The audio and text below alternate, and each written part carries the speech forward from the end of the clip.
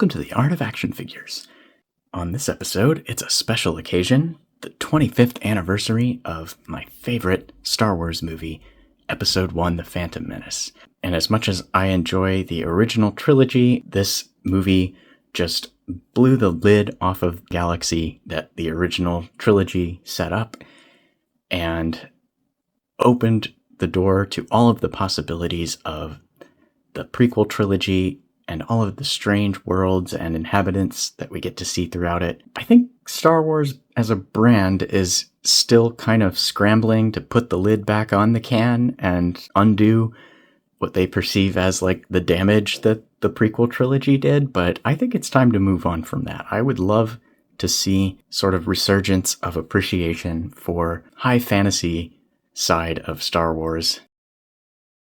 I saw this movie 6 times in the theater, loved every minute. So with the 25th anniversary rolling around, we've got some new figures for the Star Wars Black Series. There are some SH Figuarts getting re-releases. I don't have any of those on hand just yet, but should be getting Qui-Gon, Darth Maul, and the B-1 Battle Droid reissues sometime in the next couple of months. The SHF Jar Jar announcement really took me by surprise when they teased something for Phantom Menace 25th. I thought for sure it was going to be the Queen Amidala red dress prototype they showed, and I thought they would do it kind of like they did the Emperor or prequel Yoda, where she has like an alternate body that is sitting and that she would come with her throne. And they still could do that, and I hope they do. But yeah, wasn't expecting that Jar Jar prototype to roll back around. The promotional images look a heck of a lot better than that prototype did, so I'm happy to see that.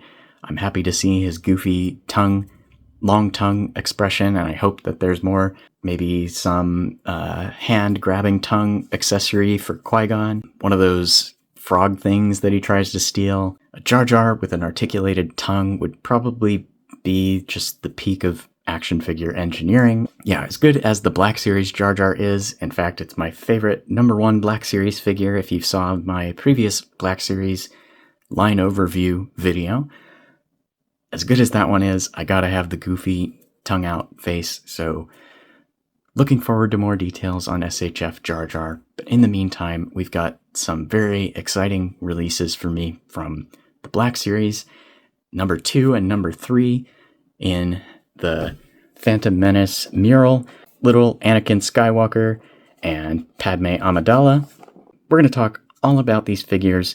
We're going to talk all about Padmé because she's my favorite character in all of Star Wars. Her wardrobe just steals every scene that she's in, and this is my favorite look from the Phantom Menace. Among many favorite looks, I really don't think Black Series is doing enough to differentiate itself from the Vintage Collection 1/18th scale in the way of character-based accessories.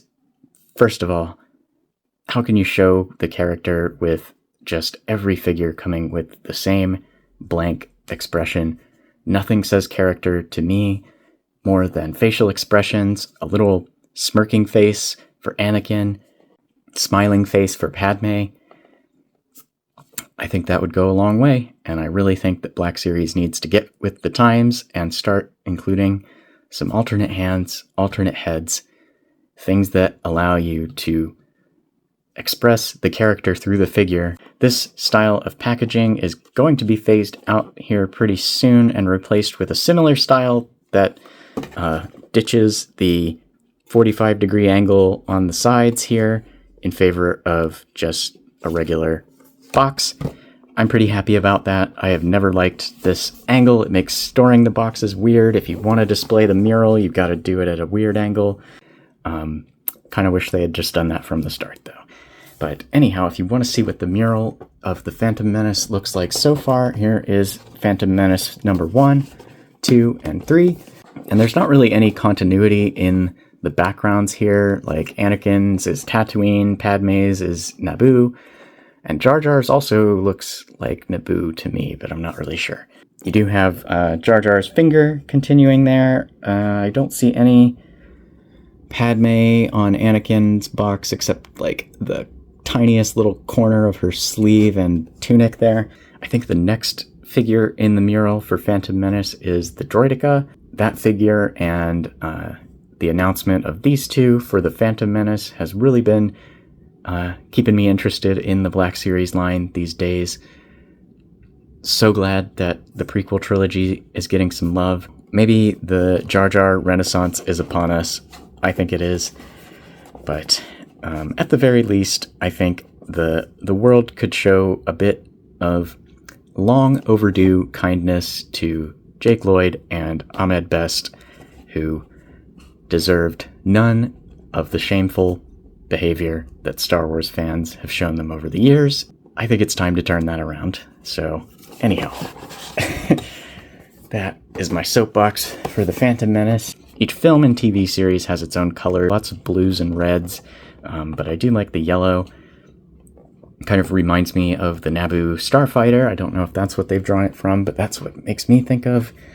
And something interesting about Padmé's box in particular, I've long heard whispers, rumors that the Black Series doesn't include more alternate hands and alternate heads because of some weird policy at Lucasfilm or something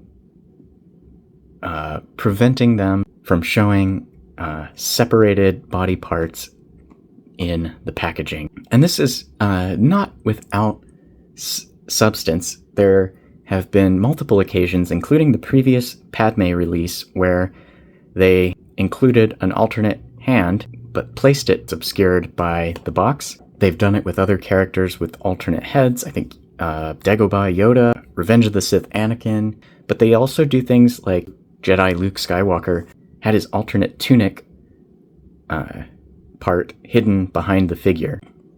But then you've had weird instances like the Amazon exclusive Emperor that came with alternate heads that were clearly visible in the box, which led to people saying, well, maybe it's only villain characters that can have alternate heads showing. To me, nothing flies in the face of that rumor more than an unequivocal hero character with an alternate hand, plain as day, right there in the box. My reaction when I've heard that rumor is, like, does someone need to explain to Lucasfilm how toys work? I don't know, either something's changed or that was never true. And I just wanted to point that out because it was staring me right in the face when I got this figure. We have warning, choking hazard, small parts, not for children under 3 years, intended for ages 4+. Hasbro logo down in the bottom right. Star Wars, the Black Series, has this nice glossy lettering over the matte black background. I do like the color palette on these boxes. I just don't like this silly angle on the side. The side art is okay. The likenesses are a little weird. Then we've got same image reproduced on the back. Short bios, and I mean very short. Discovered as a young boy on Tatooine by Qui-Gon Jinn and Obi-Wan Kenobi. He's really not discovered by Obi-Wan Kenobi, is he? Anakin Skywalker had the potential to become one of the most powerful Jedi ever. Padmé Amidala was a courageous, hopeful leader serving as queen and then senator of Naboo, and was also handy with a blaster. That's a bit cheesy, isn't it? Hardly her most essential trait, I think. Gotta play up the violence with action figures. Then we've got the same bio reproduced in 4 other languages. Same kind of warnings. Here we've got the actual numbers for the figures, which I think they're going to move to the front of the box with the new packaging, and I like that as a change. Same warnings, Disney logo, nice and small on the back. More warnings and barcodes on the bottoms, and that's pretty much the extent of the box. Just some window on the side, little stripe. Now I think we'll talk about the accessories while the figures are still in the box, since you can actually see all of them. That is both a good and a bad thing. It means you know what you're getting into with the figure, but it also means you can see all of the accessories, and there just aren't very many. Especially with Anakin here, that is a pain point and a half for me on this release. I love, like I said, I've got all the love in the world for the Phantom Menace and Jake Lloyd's portrayal of Anakin, and this one's even with that, this stings a little bit, paying full price for a little kid with a backpack when you've got other characters like Omega from Bad Batch coming with like a little animal and a bow and an alternate head of all things. Even Padmé fares a little bit, but not much better. So let's talk about Anakin first here.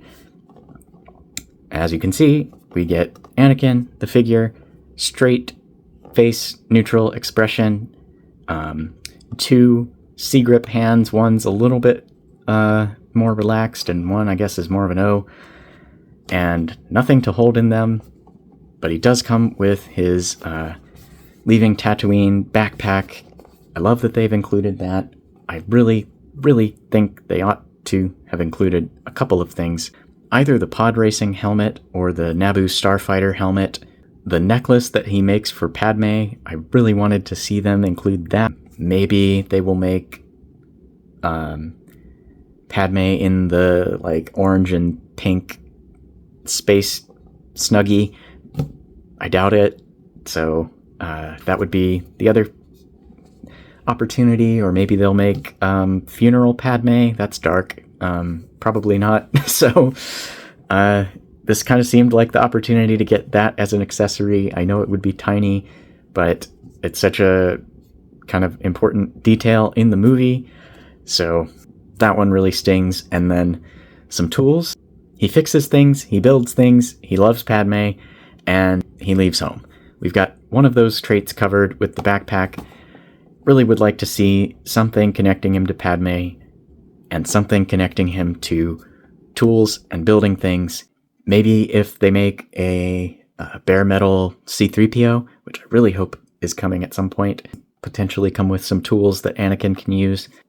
But yeah, looking a little empty, this box, and I am not loving that, even though I love everything else about this figure a whole lot. So, Hasbro, message to you from the most likely person to buy this figure: please include more.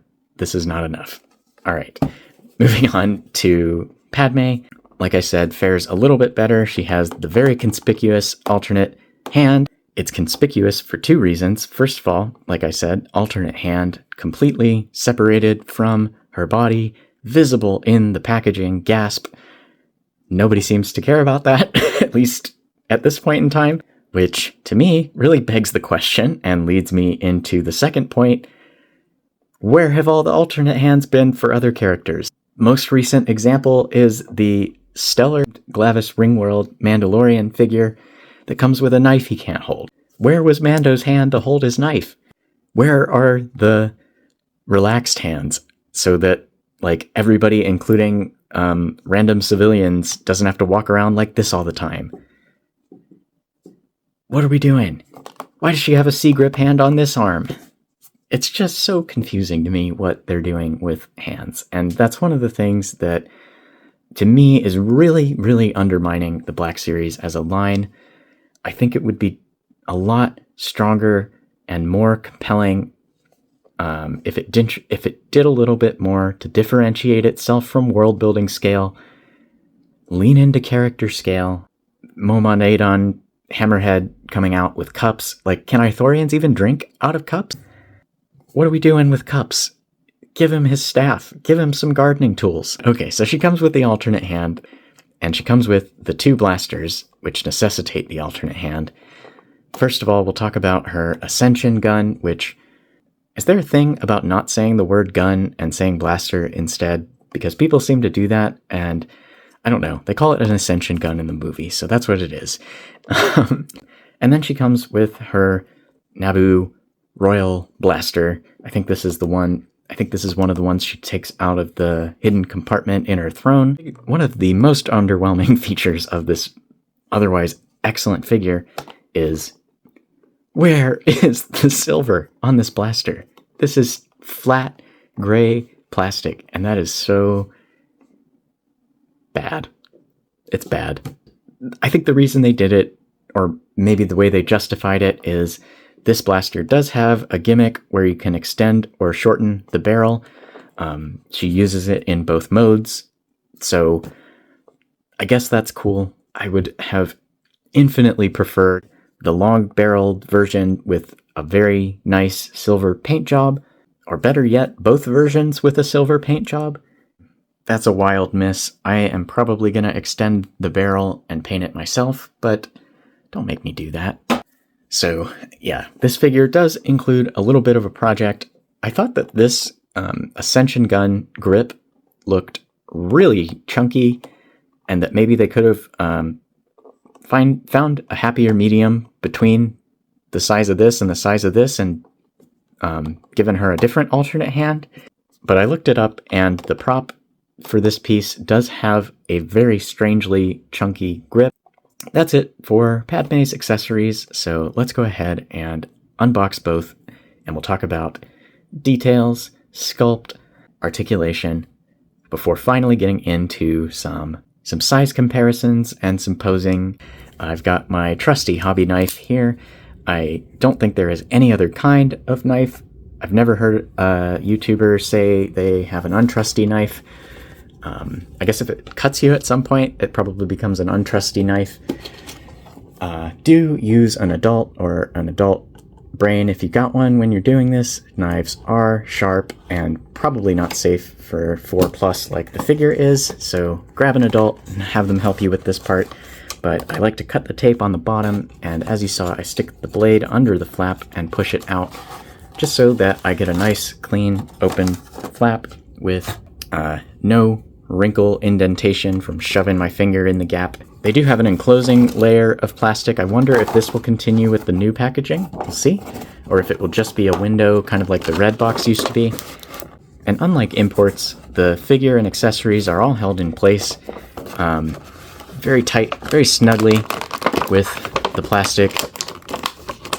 And there's going to be some sounds as I pry him out of there. Pry, that's the one. Pry the backpack out, and we're done. It's pretty easy.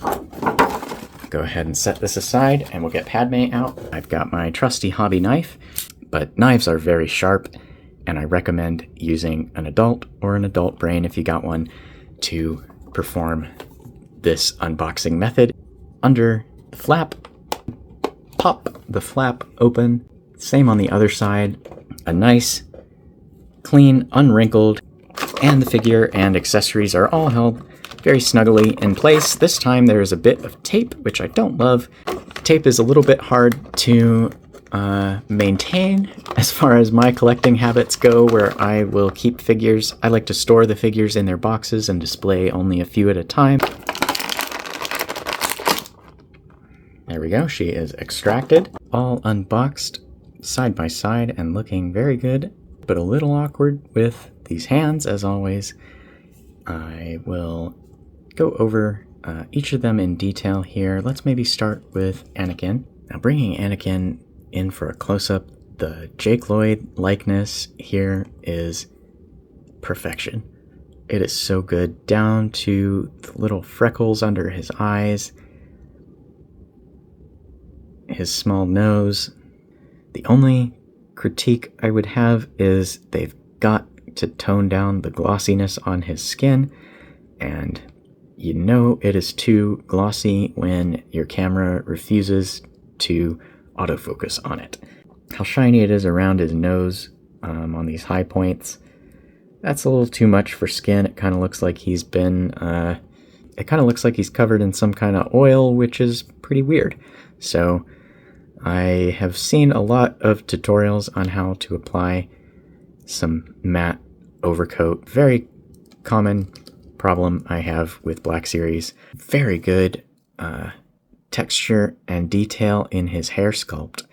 That is fabulous. I love the wash that goes throughout those low points and brings out all of those individual strands. He's rocking the late 90s slightly grown out bowl cut, I guess. Wonderful head sculpt. The same goes for pretty much the entire figure. It's just a great sculpt overall. His outfit seems to all be the same color, and I could maybe knock it a little bit. I think his tunic is slightly more gray than his pants, and he has some really nice texture throughout the different parts of his outfit that kind of give some visual separation. Like his tunic has this kind of checker pattern. The The pants are pretty smooth, but they do have a little bit of texture themselves. And then obviously the boots, kind of rough wrap texture. But yeah, he's got his brown belt painted around pretty nicely. A little bit missed here onto whatever this little tassel hanging off his belt is supposed to be. I think that button maybe missed a paint app. A little gold belt buckle looks really nice. That does have a nice metallic reflective quality to it, which it should. So that's great. But really the star of the show here, definitely this head sculpt. The likeness is so good from all angles. I love the little freckles. I love the wash throughout the hair. I love that even though he's got pretty much a blank expression, it does convey his little kind of optimistic, defiant attitude. And then the last details for Anakin are on his backpack. He has some kind of little thermos or something with a gold band painted around the top. It's more of kind of a mustard color. It's not like the gold on his belt. Some kind of pouch. And then the backpack overall has maybe some kind of leathery texture to it. You can see some buckles and where the straps connect. You can see the, I guess where the zipper goes. Do they have zippers in Star Wars? I'm not really sure. I would assume they would have invented zippers, but the handle on the backpack is unfortunately solid all the way through. He holds it okay in either direction, so that's all right. Let's put the backpack on. It's pretty straightforward. I think it's easiest if you put the arms around the back, and then it does make his arms fly out to the side a little bit, but you can adjust for that a little. If you rotate and bend the arms down, you can get them to hang a little bit more straight at his sides while wearing the backpack. But the backpack fits well, rests against his back very nicely. He doesn't have to do any dance moves or anything to stand upright, so that's fine. He's very sturdy, very stable. It's a good feeling figure in hand. I will point out, I review a lot of Japanese figures on my channel, and they tend to use different plastics from the American companies like Hasbro. And so if you haven't collected these figures before, something to note is the materials they use are a little bit softer all around, especially the joints. This figure and his joints, as well as Padmé and her joints, they're all very stable, very smooth. And so, yeah, he can stand upright, straight up and down with the backpack without any issue.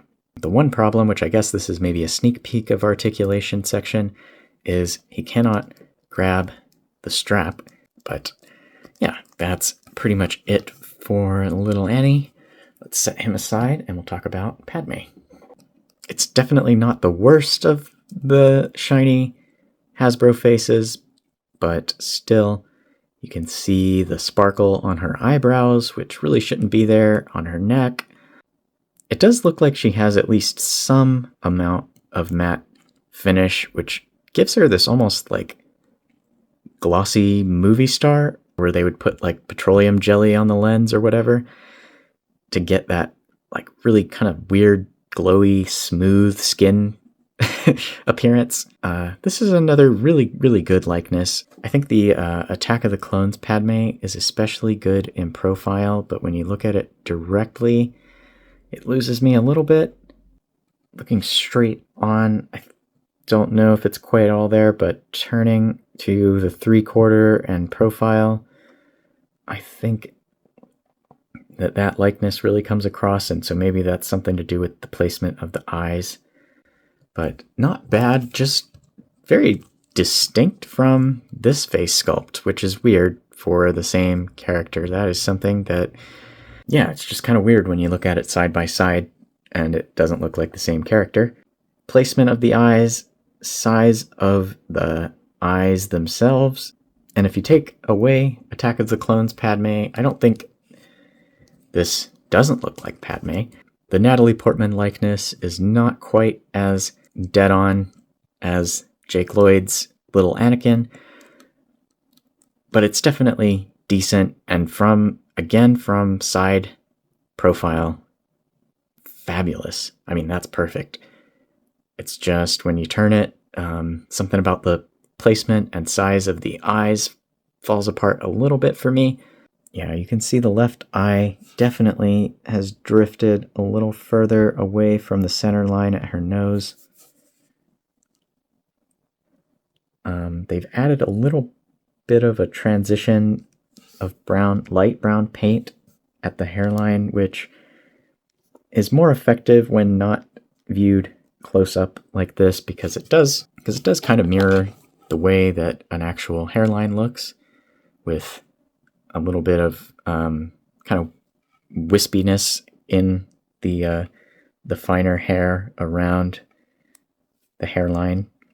Now let's talk about her hair really quickly. She has this kind of, again, like geisha-inspired bun at the back that just looks fabulous.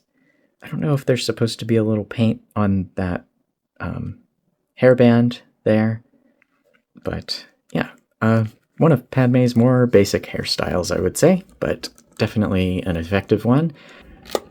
I just love like how much fun, love, and attention they clearly put into Padmé's costumes throughout all of the prequel movies, but especially Phantom Menace and Attack of the Clones.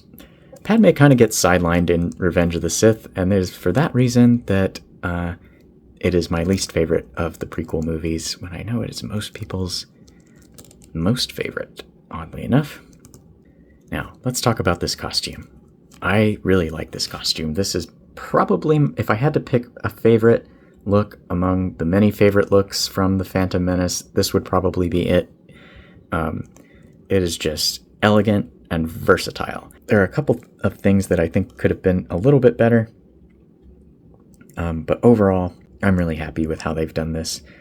The color could have been a little bit darker, or maybe a wash of some, and maybe some kind of dark wash could have been applied to bring out what's supposed to be kind of a velvet texture. And you can see that there is some very nice, fine, kind of velvety looking texture on all of the parts of this outfit, but like I said, it maybe could have used a bit of a dark wash to bring it out, because it's a little bit hard to make out otherwise. Beautiful, beautiful gold trim with some extremely intricate sculpt texture. That is fabulous. That looks so good. They did a fantastic job with that. Beautiful, shiny gold paint. The only places where it might be missing just a little bit are at the seam. Continues all around the other side as well, of course. And looks wonderful. Yeah, I just think the sculpt of the sleeves, it's just a little bit too sharp. A few too many folds with a little bit too much volume in them. I think if it were flatter, especially around the front, it would look better. As it is, it really only looks right when her arms are hanging at her side, and even then it's a little bit overly rigid, like a potato chip. Around the back, it actually looks quite good. But yeah, something about the front, it just looks a little bit too busy. And one more detail about the sleeves, the inside is painted pink, and it matches wrist there. And that is really cool. That is another feature of this costume, is it has this kind of pink lining. So it's great to see they captured that. It is not so great to see a little bit of pink missed the mark and got onto her arm there. Belt buckle got some nice silver paint. And while they had the silver out, they maybe could have painted the blaster, just saying. Velvet's pretty thick heavy material, so I don't think it would fold with like quite as much volume on all sides as this. Like, I think this cross section is just a little bit off. Like, it should just be a little bit rounder up here. And then a little bit less boxy. Yeah, that's it. It's got a little bit of a boxy shape. Okay, enough about the sleeves. We're done. We're done with the sleeves. Let's talk about this little tunic. Again, painted around the back. Black belt continues around the back of the tunic. So I guess it does just kind of run under this front piece here. A little bit missing the mark just at the middle of the back there, but not too bad at all. The skirt, I wonder if this is meant to be pink also. I don't remember whether this is shown very much in the film. My assumption, just based on like the logic of this costume, would be that this inner skirt should probably match the inner sleeves, but maybe it wasn't designed that way. I'll have to look it up and see if I can find an image.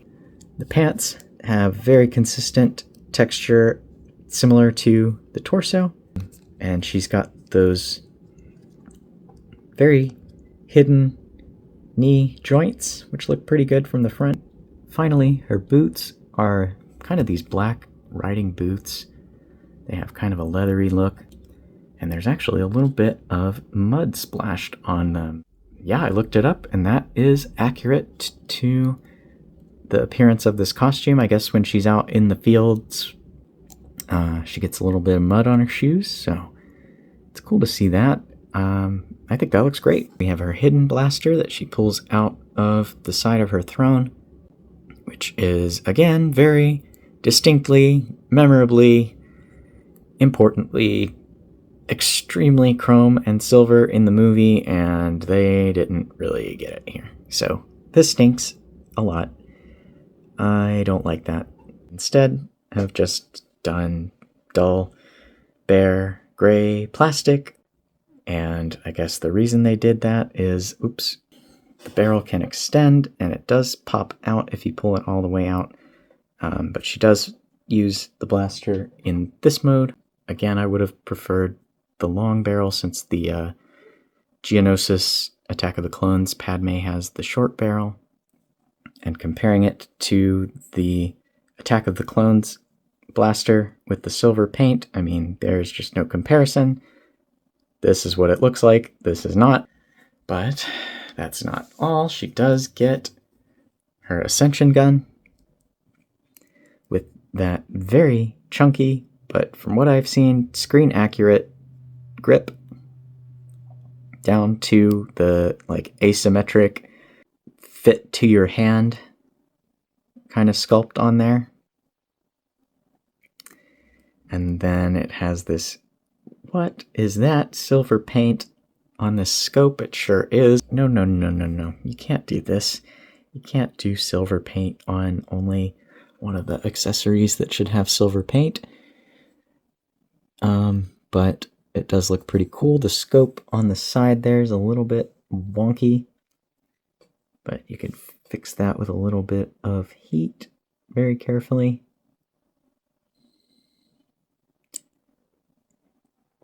But it's pretty nice. Yeah, this looks good. Got a lot of detail into that sculpt. That's a nice piece. Okay. And then finally, her alternate hand, comparing the size, Ascension gun, sidearm blaster. Now, despite this alternate hand having a nice wide grip, her index finger is connected to the rest of her fingers, so there just really isn't any way to get it over the trigger on this one. It looks a little odd when she's using it. Just the grip looks pretty big, but I guess it is supposed to be that way. And then if you want to give her her small blaster, you've got to swap the alternate right hand. It comes out all right. It does take a bit of scary force, but both of them go in fairly easily. And this hand does fit with the finger over the trigger. And again, just to show that this is a thing you can do, the barrel does extend. It could, honestly, I remember it being even longer than that, but at a certain point it just comes out. Yeah. No, it's okay. It's in there. All right. Yeah, it's something, it's kind of like this, I think. And then the left hand is just pointless. It doesn't have a trigger finger to hold either of her weapons. Her shoulders don't let her grip with two hands. I don't really know what the point of this being a grip hand is. A relaxed hand will do just fine. And that is it for Padme. Let's talk about articulation. Now, let's talk about articulation. Now, this might be surprising, but Black Series is actually my favorite articulation setup for any Hasbro line. And I like the neck setup with the lower ball joint and then the double ball joint between the neck and the head. And these days they mostly use single hinges, but very consistently 90 or a little bit more.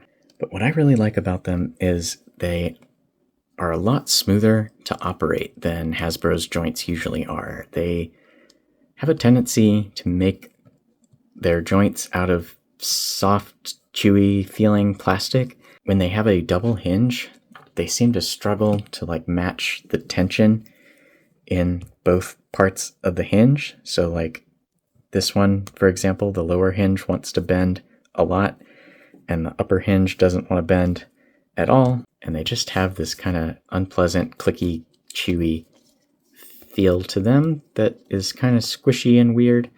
And my favorite feature of this Padme is the inverted knee flex there that really doesn't need to happen. And this hinge has the opposite problem where only the top one wants to bend. Their single hinge joints tend to feel a lot smoother. And I like that a whole lot. All right, let's get a reference line going while we talk forward-back movement. Then we'll get a T-pose and talk about side-to-side movement. So forward and back. The neck setup, while very good in principle, the material, again, is just a little too soft here, and it has a tendency to kind of squish back into place. So he can look up about 30 degrees, which is not tremendous, but not the worst. Again, a little bit more limited than it needs to be because it doesn't hold in the most extreme position. It just wants to squish back up to 20 degrees down. Shoulders are swivel hinge combo joints. I can't tell if there is a butterfly joint under that tunic, but if there is, it's not doing a whole lot. And it doesn't feel like there's a ball going into the torso. I think it's just a straight peg. His elbows are similar swivel hinge combo joint that allows him to bend his arm just over 90 degrees. His right hand is on a vertical hinge, which can go down just a hair. And really doesn't want to go up. There, I think I got it. One position up, middle, and down maybe. Yeah, not too much range. The sleeve gets in the way a little bit. And then the left hand is a horizontal hinge. And it gets pretty good range. A little limited as well. I do like the ball joint wrists that they've started doing. He didn't get those, unfortunately. Some kind of ball joint between the waist and lower torso. Doesn't bend forward a whole bunch. You can get him maybe 20 degrees forward. Add the 20 degrees from his head, and he's getting close to 45 degrees down. But you really want to get like 45, so he can look straight at the floor.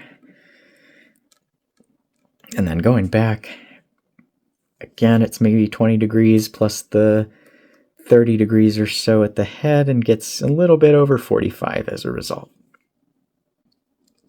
Ball joints, great for this kind of thing, so I do like that.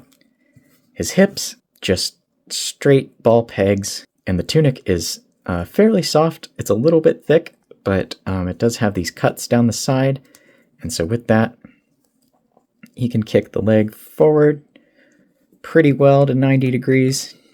On the right leg, at least. Let's see how the left does, because the cut's a little further back.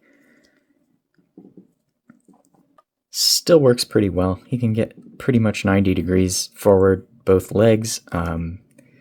They don't really kick straight back because of the sculpt at the back of the waist. If you rotate him at the waist, he can do forward and back split pretty well. Then going down to his knees, swivel hinge just like the elbow. Looks really nice from the front. Gets a little less than 90 degrees maybe, but pretty good. Looks pretty good when bent. So that's a pretty good knee. And his ankles are pretty sweet, actually. These are like import style ankles.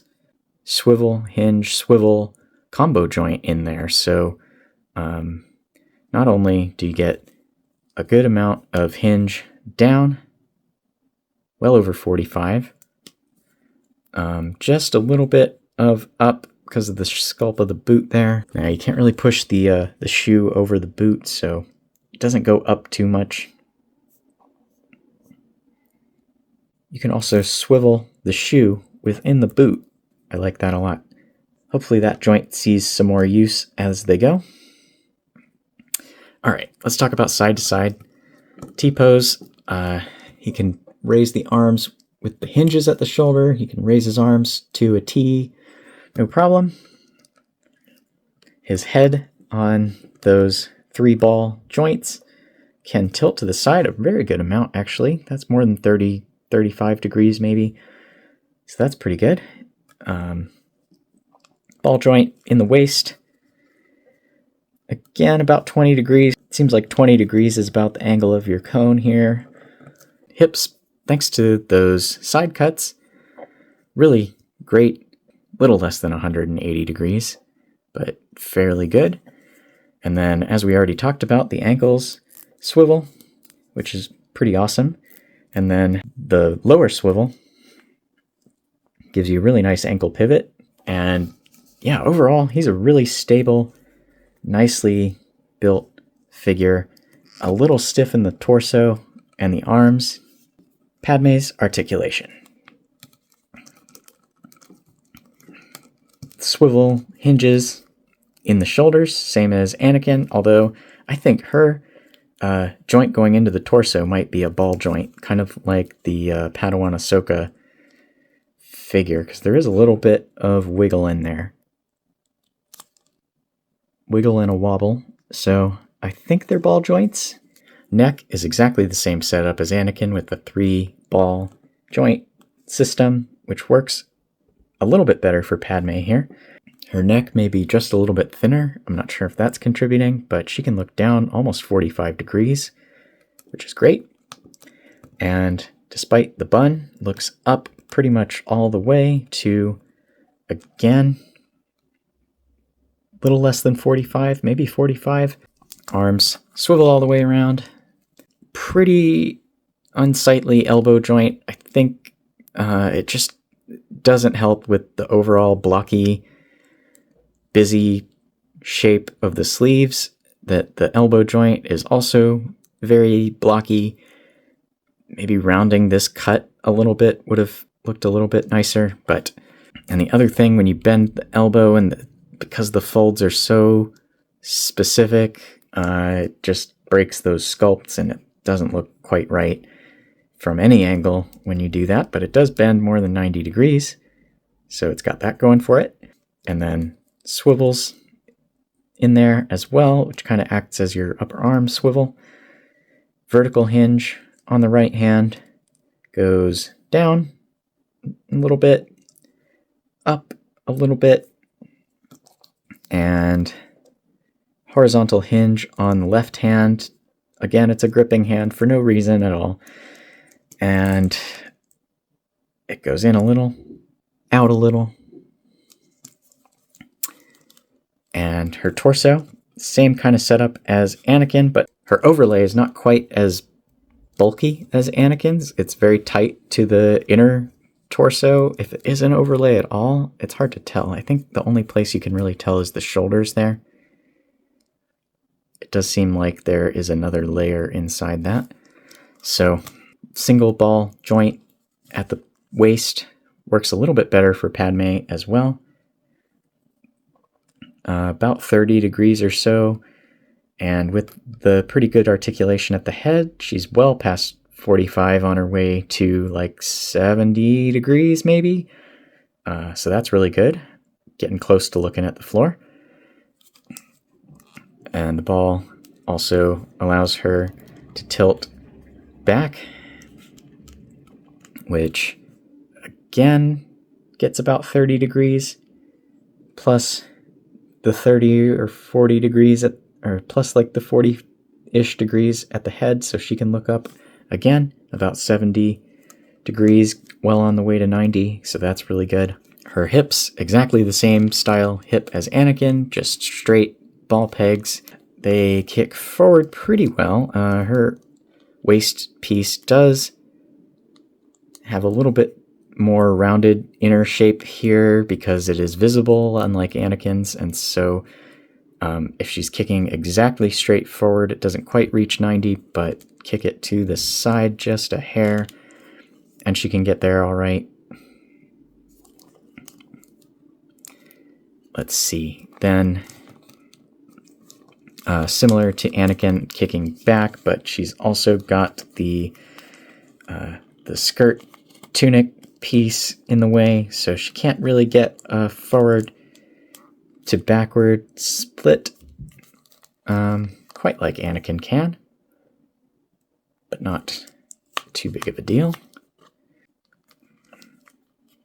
Same swivel hinge style knee. Again, looks nice and seamless from the front. And bends past 90 degrees, which is great. Does not have the same ankle joint as Anakin, or just a hinge with a single swivel on it this time, but it bends down a whole bunch,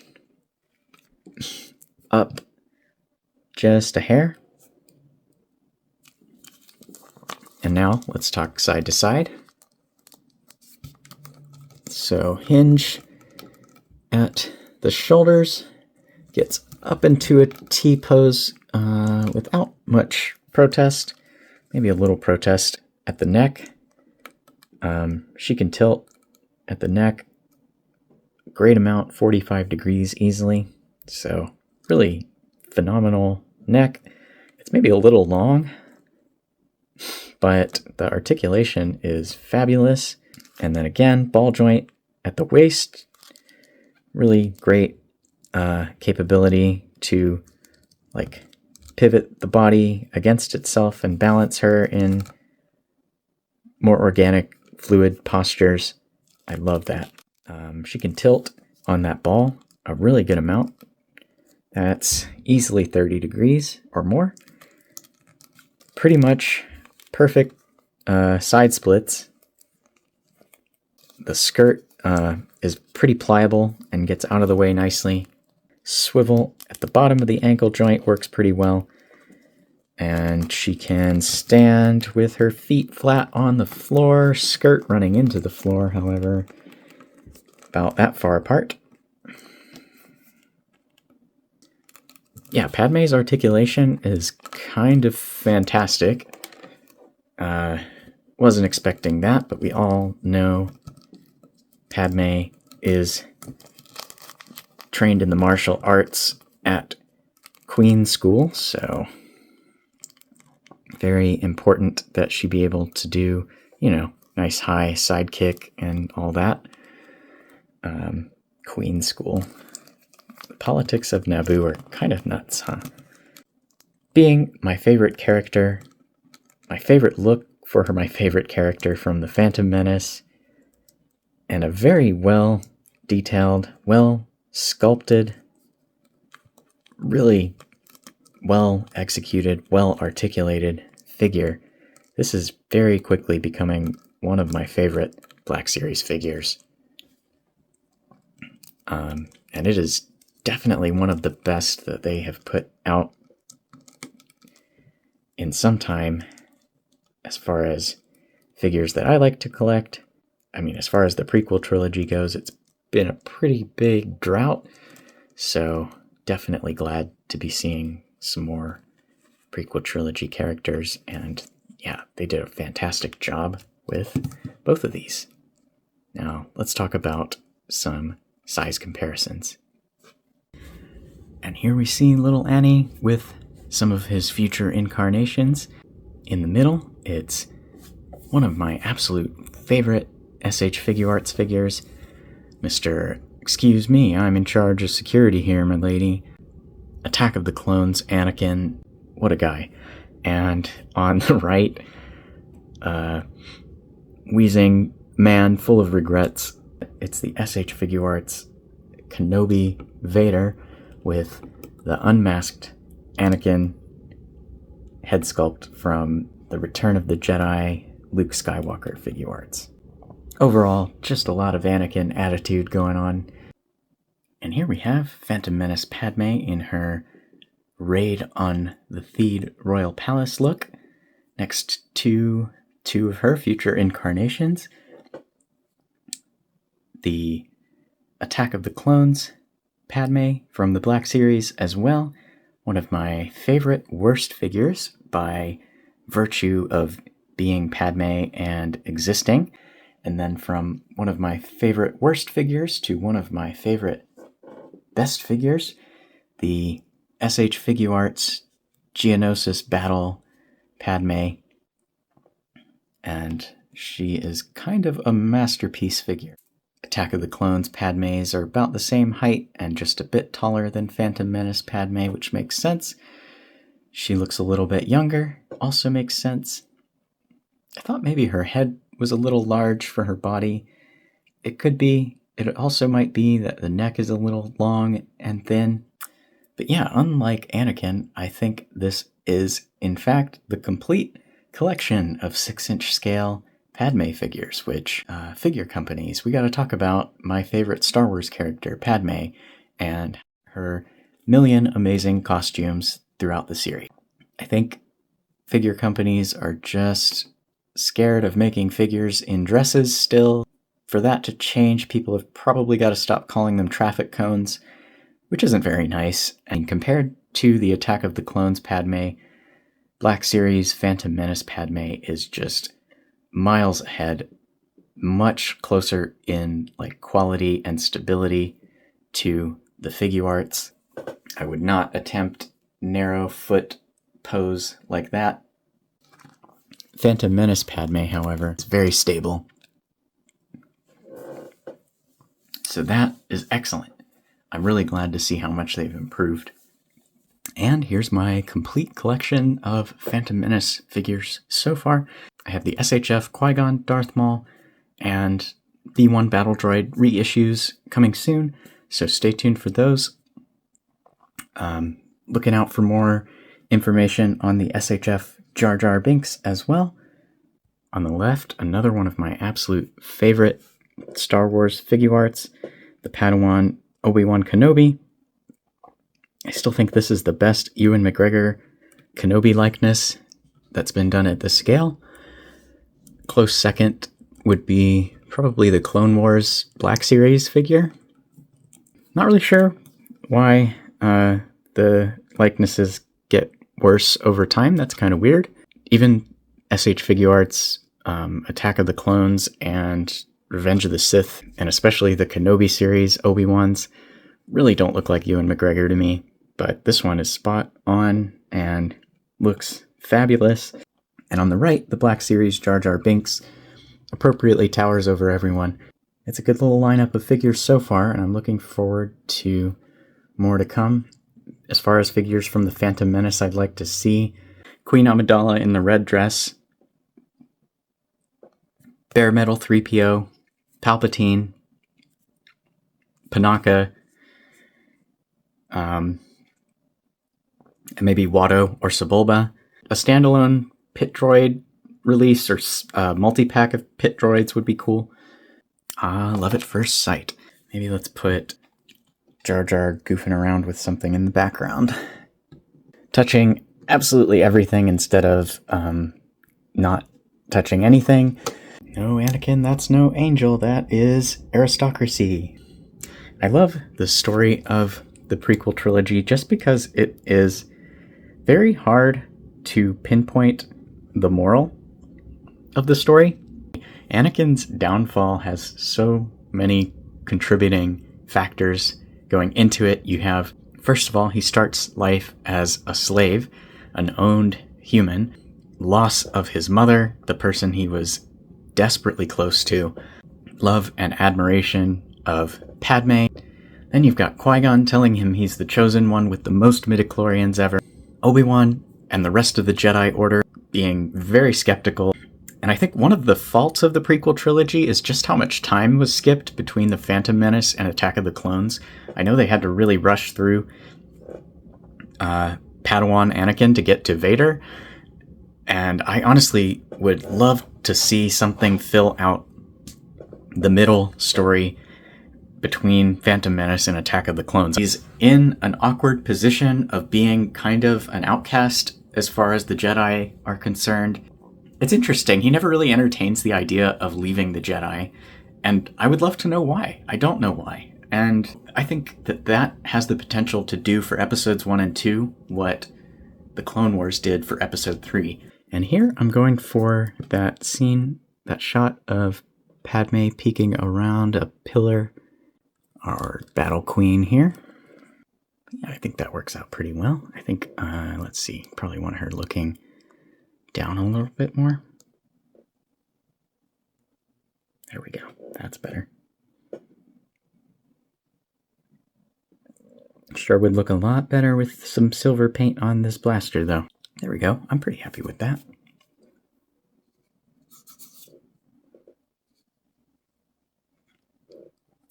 And here you can see the pose I've got her in.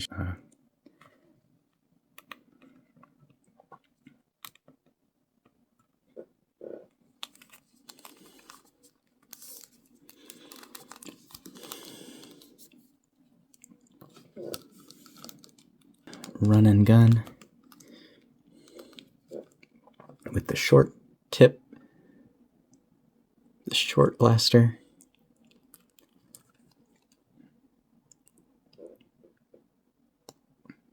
It's always a question what to do with this offhand. I guess you can kind of have her hold her belt. That's one idea. This torso joint works really well for giving Padmé lots of attitude, which is great for her character.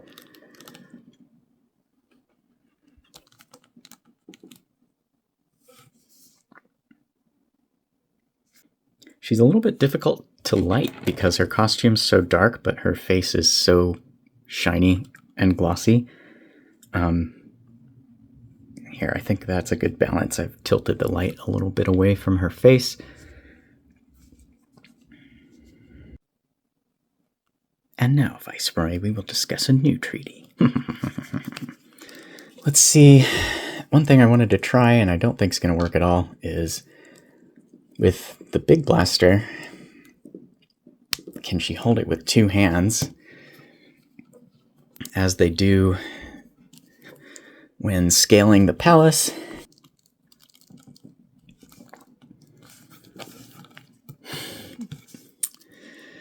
Yeah, that doesn't really work, unfortunately. If you swivel her arms all the way up, this is about as far as they can go in, just due to the shoulder design.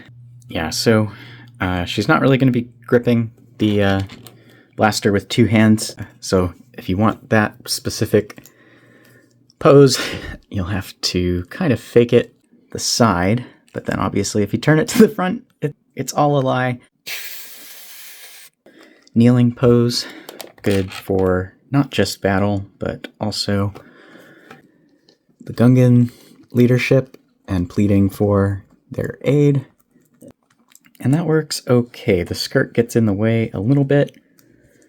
You have to kind of tilt her at the waist an extreme amount to be able to kick the leg back enough. But the torso articulation supports this pretty well. You can see how much she's leaning backwards and how she's tilted to one side. But when you place her flat, kneeling down, that gets the pose across pretty well, I think.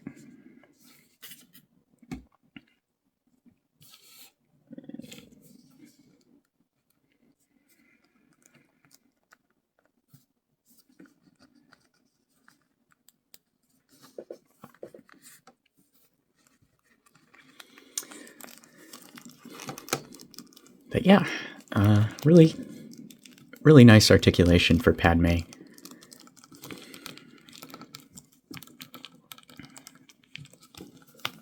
And a great looking figure overall. And this is a little homage to the episode 1 poster with little Anakin casting Vader's shadow behind him. This is actually just the SH Figure Arts Darth Vader figure, who I've got facing away from us and avoiding any light directly on his back or his helmet especially. Let's go ahead and get Padmé in here as well. And I kind of like this thematically with Anakin and Padmé together, but when it's his shadow, Vader is alone. I think that works. The morality play throughout the prequels is very complex, and I love them for that. Starting with the failure of the Republic to completely eliminate slavery. You have the Jedi Order falling into a police and military order, and Anakin being brought up in that environment as it falls. And not only that, the rejection that he faces from the institution itself. I always wonder what would have happened if Qui-Gon had trained Anakin instead of Obi-Wan. I would love to see Anakin's story transitioning from that optimistic and sincere boy to basically the walking bag of red flags that is Anakin in episode 2. I think there's a lot of gap to fill in there, and I would love to see it. This has been The Art of Action Figures. Thanks for watching. I hope you've enjoyed, and I'll see you in the next one.